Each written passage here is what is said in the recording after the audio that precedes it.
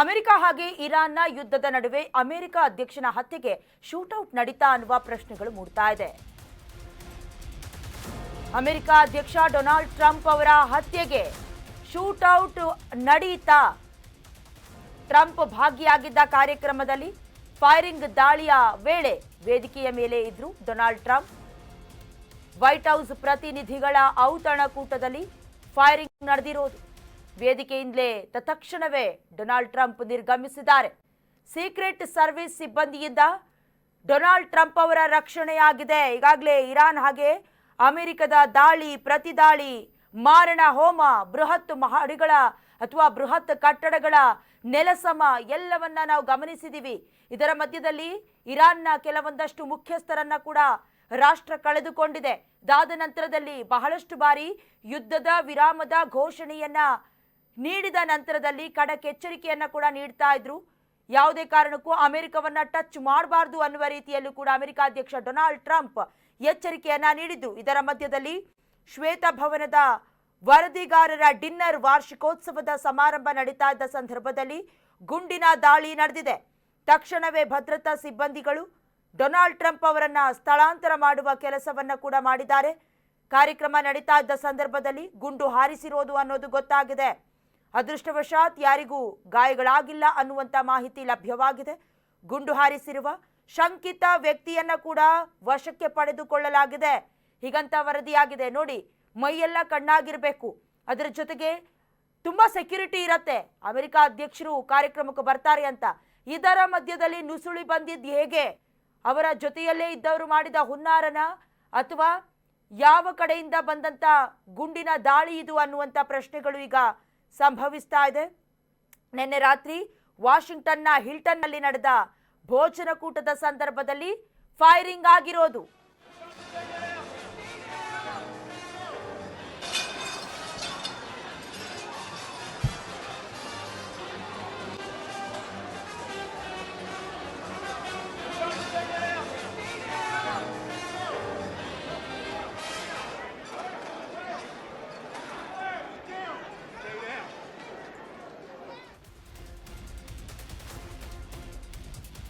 America ಅಧ್ಯಕ್ಷ Donald Trump ಅವರನ್ನ ಗುರಿಯಾಗಿಸಿಯೇ attack ನಡೀತಾ.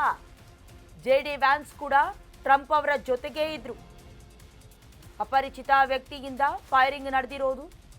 ಸುಮಾರು 5 ರಿಂದ 6 ಸುತ್ತು ಗುಂಡಿನ ದಾಳಿ ನಡೆಸಿರೋದು ಬಂದೂಕುದಾರಿ. ತಕ್ಷಣವೇ ಅಲರ್ಟ್ ಆಗಿದ್ದ ಸೀಕ್ರೆಟ್ ಸರ್ವಿಸ್ ಸಿಬ್ಬಂದಿ ಬುಲೆಟ್ ಪ್ರೂಫ್ ಜಾಕೆಟ್ ಅನ್ನ ಧರಿಸಿದ್ರಿಂದ ಸಿಬ್ಬಂದಿ ಪಾರಾಗಿದ್ದಾರೆ. ಸದ್ಯ ಒಬ್ಬನನ್ನ ವಶಕ್ಕೆ ಪಡೆದಿದ್ದಾರೆ ಅಮೆರಿಕ ಭದ್ರತಾ ಸಿಬ್ಬಂದಿ. ಮತ್ತಷ್ಟು ದಾಳಿಕೋರರು ಇರುವ ಶಂಕೆಯಿಂದ ಶೋಧ ಕಾರ್ಯ ಕೂಡ ನಡೀತಾ ಇದೆ. ಈಗಾಗಲೇ ಯುದ್ಧದ ಭೀಕರತೆಯ ಮಧ್ಯದಲ್ಲಿ ಅಮೆರಿಕ ಅಧ್ಯಕ್ಷ ಡೊನಾಲ್ಡ್ ಟ್ರಂಪ್ ಅವರನ್ನೇ ಗುರಿಯಾಗಿಸಿಕೊಂಡಿರೋದು ಬಹಳಷ್ಟು ಕಳವಳಕಾರಿ ಸಂಗತಿ. ಈಗಾಗಲೇ ಅಮೆರಿಕ ಅಧ್ಯಕ್ಷ ಡೊನಾಲ್ಡ್ ಟ್ರಂಪ್ ಅವರ ಜೊತೆಗೆ ಅವರ ಪತ್ನಿ ಮೆಲಾನಿಯಾ ಟ್ರಂಪ್ ಹಾಗೆ ಉಪಾಧ್ಯಕ್ಷ ಜೆಡಿ ವ್ಯಾನ್ಸ್ ಅವರನ್ನ ರಕ್ಷಣಾ ತಂಡ ತಕ್ಷಣವೇ ಬಾಲ್ ರೂಮ್ನಿಂದ ಸುರಕ್ಷಿತ ಸ್ಥಳಕ್ಕೆ ಸ್ಥಳಾಂತರ ಮಾಡಿರುವಂಥ ಕೆಲಸ ಆಗಿದೆ. ಜೊತೆಗೆ 5 ರಿಂದ 8 ಸುತ್ತಿನ ಗುಂಡಿನ ದಾಳಿ ಕೂಡ ನಡೆದಿದೆ ಅನ್ನುವಂತಹ ಮಾಹಿತಿ ಲಭ್ಯವಾಗಿದೆ. ಬಟ್ ಯಾರಿಗೂ ಕೂಡ ಗಂಭೀರ ಗಾಯಗಳಾಗಿರೋದು ಅಥವಾ ಗಾಯಗಳಾಗಿರುವಂಥ ಯಾವುದೇ ಮಾಹಿತಿ ಕೂಡ ಲಭ್ಯವಾಗಿಲ್ಲ. ಏನೂ ಆಗಿಲ್ಲ ಅನ್ನೋದು ಖಚಿತವಾಗಿದೆ. ಭದ್ರತಾ ಸಿಬ್ಬಂದಿಗಳು ಅಲರ್ಟ್ ಮಾಡಿದ ತಕ್ಷಣ ಅಲ್ಲಿದ್ದಂಥ ಎಲ್ಲ ಗೆಸ್ಟ್ಗಳು ಅಥವಾ ಕೆಲವೊಂದಷ್ಟು ನೆರೆದಿದ್ದಂತಹ ಮುಖ್ಯಸ್ಥರೆಲ್ಲ ಕೂಡ ಟೇಬಲ್ ಕೆಳಗೆ ಕುಳಿತುಕೊಂಡ್ರು. ಜೊತೆಗೆ ತಕ್ಷಣವೇ ಭಯಭೀತರಾಗಿ ಆ ಸಭಾಂಗಣವನ್ನ ಕೂಡ ಬಿಟ್ಟೋದ್ರು ಅನ್ನುವಂಥ ಮಾಹಿತಿ ಕೂಡ ಇದೆ. ಭದ್ರತಾ ಸಿಬ್ಬಂದಿಗಳು ತಕ್ಷಣವೇ ಕಾರ್ಯಕ್ರಮ ನಡೀತಾ ಇದ್ದ ಸ್ಥಳವನ್ನ ಲಾಕ್ಡೌನ್ ಮಾಡಿದ್ದಾರೆ. ಜೊತೆಗೆ ಅತಿಥಿಗಳನ್ನ ಹೊರಗಡೆ ಕಳಿಸೋದಕ್ಕೂ ಕೂಡ ಅನುವು ಮಾಡಿಕೊಟ್ಟಿದ್ದಾರೆ. ಯಾರು ಒಳಗಡೆ ಬರಬೇಡಿ. ಡಿನ್ನರ್ ಸಭೆಯಲ್ಲಿದ್ದಂಥ ಪತ್ರಕರ್ತರು, ಸೆಲೆಬ್ರಿಟಿಗಳು ಹಾಗೆ ರಾಷ್ಟ್ರೀಯ ನಾಯಕರುಗಳನ್ನ ಬಹಳ ಸೇಫ್ ಆಗಿ ಅಲ್ಲಿದ್ದಂಥ ಸಿಬ್ಬಂದಿ ವರ್ಗದವರು ಹೊರಗೆ ಕಳುಹಿಸುವ ಕೆಲಸ ಮಾಡಿದ್ದಾರೆ. ಮತ್ತಷ್ಟು ಯುದ್ಧದ ಭೀಕರತೆ ಜಾಸ್ತಿ ಆಗಬಹುದು. ನಿಮಗೆ ಗೊತ್ತಿರೋ ಹಾಗೆ ಡೊನಾಲ್ಡ್ ಟ್ರಂಪ್ ಯಾವುದನ್ನು ಸಹಿಸಿಕೊಳ್ಳೋದಿಲ್ಲ. ಅದರಲ್ಲೂ ಅಮೆರಿಕದ ಮೇಲೆ ದಾಳಿ ಮಾಡಿದ್ರೇ ಸಹಿಸಿಕೊಳ್ಳದ ಅವರು ಈಗ ಅವರ ಮೇಲೆ ಗುಂಡಿನ ಅಟ್ಯಾಕ್ ಆಗಿರೋದನ್ನ ಯಾವ ರೀತಿ ಡೈಜೆಸ್ಟ್ ಮಾಡ್ಕೊಳ್ತಾರೆ ಅನ್ನೋದು ಒಂದು ಕಡೆ ಪ್ರಶ್ನೆ. ಮತ್ತೊಂದು ಕಡೆ ಇಷ್ಟೆಲ್ಲ ಟೈಟ್ ಸೆಕ್ಯೂರಿಟಿ ಇದ್ರೂ ಆ ದಾಳಿಕೋರ ಯಾವ ರೀತಿ ಒಳಗಡೆ ಬಂದ ಅನ್ನುವಂಥ ಪ್ರಶ್ನೆಗಳು, ಜೊತೆಗೆ ಆತನನ್ನ ಸೆರೆ ಹಿಡಿಯಲಾಗಿದೆ, ಎಂಕ್ವೈರಿ ನಡೀತಾ ಇದೆ, ಇನ್ನಷ್ಟು ಶಂಕಿತರನ್ನ ಅರೆಸ್ಟ್ ಮಾಡುವ ಸಾಧ್ಯತೆ ಇದೆ. ವೈಟ್ ಹೌಸ್ನ ಪ್ರತಿನಿಧಿಗಳ ಔತಣಕೂಟದಲ್ಲಿ ನಡೆದ ಫೈರಿಂಗ್ ಕಾರ್ಯಕ್ರಮದಲ್ಲಿ ಗುಂಡಿನ ದಾಳಿ ನಡೀತಾ ಇದ್ದಂತೆ ಒಂದು ಕ್ಷಣ ಆತಂಕದ ವಾತಾವರಣ ನಿರ್ಮಾಣವಾಯಿತು. ದಾಳಿಯ ಸಂದರ್ಭದ ಎಕ್ಸ್ಕ್ಲೂಸಿವ್ ದೃಶ್ಯ ಲಭ್ಯವಾಗಿದೆ. ಭೀತಿಯಿಂದ ಟೇಬಲ್ ಕೆಳಗೆ ಜನ ಅಡಗಿ ಕುಳಿತುಕೊಂಡಿದ್ದಾರೆ. ಎಂಥವರಿಗಾದ್ರೂ ಭಯ ಆಗತ್ತೆ, ಏನಾಗತ್ತೋ ಏನೋ. ಔತಣಕೂಟದಲ್ಲಿ ಭಾಗಿಯಾಗಿದ್ದಂಥವ್ರು ನೋಡಿ ಚೆಲ್ಲಾಪಿಲ್ಲಿಯಾಗಿ ಆ ಸ್ಥಳದಿಂದ ಕಾಲ್ಕಿತ್ತಂತಹ ದೃಶ್ಯ. ಜೊತೆಗೆ ಸಿಬ್ಬಂದಿ ವರ್ಗದವರು ಕೂಡ ಅವರನ್ನು ರಕ್ಷಣೆ ಮಾಡಿ ಬಹಳ ಸೇಫಾಗಿ ಕರ್ಕೊಂಡು ಹೋಗಿದ್ದಾರೆ. ಯಾವುದೇ ಪ್ರಾಣಾಪಾಯ ಆಗಲಿ ಅಥವಾ ಗಂಭೀರ ಗಾಯಗಳಾಗಿರುವಂತಹ ಘಟನೆಗಳಾಗಿಲ್ಲ. ಸದ್ಯ ಟೇಬಲ್ ಕೆಳಗೆ ತಮ್ಮ ಪ್ರಾಣ ರಕ್ಷಣೆಗಾಗಿ ನೆರೆದಿದ್ದಂಥವರು ಅವಿತು ಕುಳಿತುಕೊಂಡಂತಹ ಸುದ್ದಿ ಸಿಕ್ಕಿದೆ. ಡೊನಾಲ್ಡ್ ಟ್ರಂಪ್ ಅವರನ್ನೇ ಗುರಿಯಾಗಿಸಿಕೊಂಡು ಮಾಡಿದಂಥ ಅಟ್ಯಾಕ, ಈ ಪ್ರಶ್ನೆಗಳು ಮೂಡ್ತಾ ಇದೆ. ಸದ್ಯ ಒಬ್ಬನನ್ನ ಅರೆಸ್ಟ್ ಮಾಡಲಾಗಿತ್ತು, ಎಂಕ್ವೈರಿ ನಡೀತಾ ಇದೆ. ಇನ್ನಷ್ಟು ಜನರನ್ನ ಕೂಡ ಶಂಕಿತರು ಯಾರಿದ್ದಾರೆ ಅಥವಾ ಒಳಗೆ ಬರೋದಕ್ಕೆ ಪರ್ಮಿಷನ್ ಹೇಗೆ ಸಿಕ್ತು, ನಿಮಗೆ ಗೊತ್ತಿರೋ ಹಾಗೆ ಚಿಕ್ಕ ಪುಟ್ಟ ಕಾರ್ಯಕ್ರಮ ಆಯಿತು ಅಂತ ಹೇಳಿದ್ರು ಕೂಡ ಪ್ರೂಫ್ ಕೇಳ್ತಾರೆ.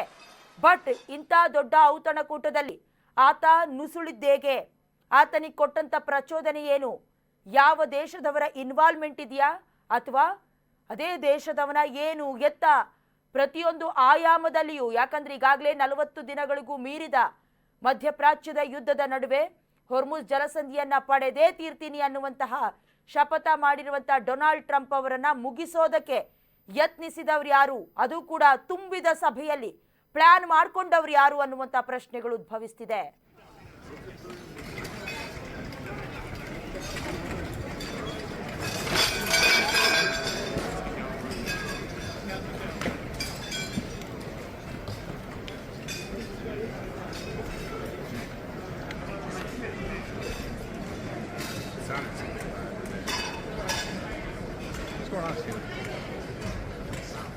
I think we're well protected.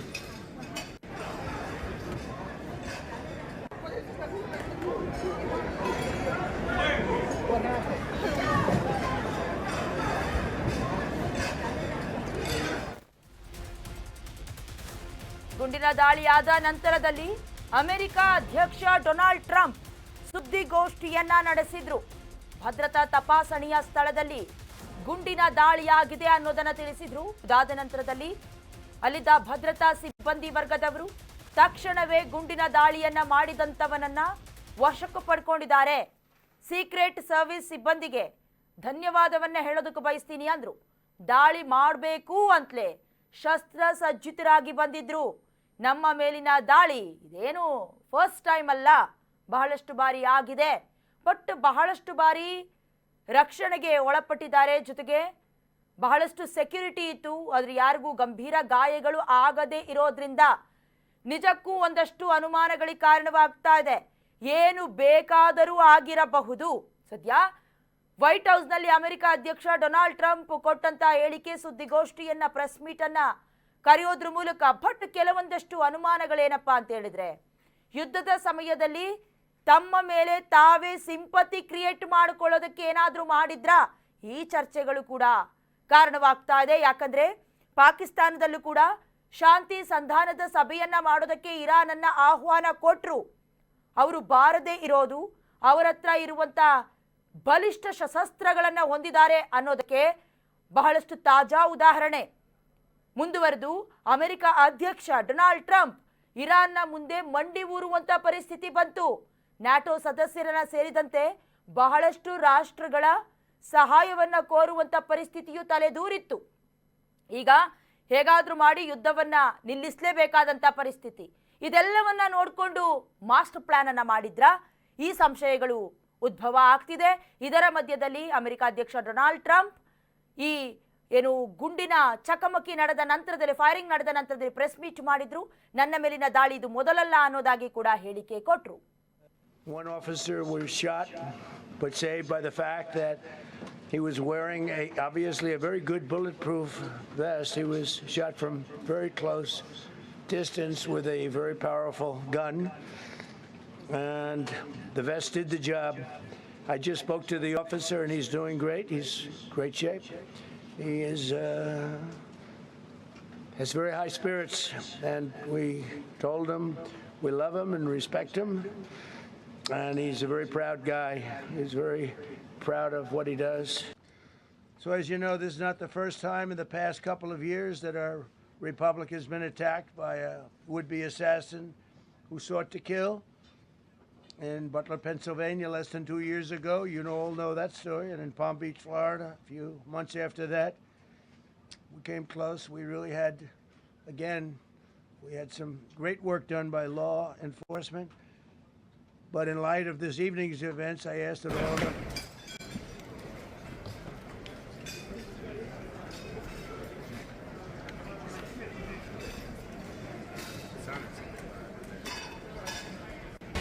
Karnataka news beat follow ಮಾಡಿ, ಸಬ್ಸ್ಕ್ರೈಬ್ ಮಾಡಿ.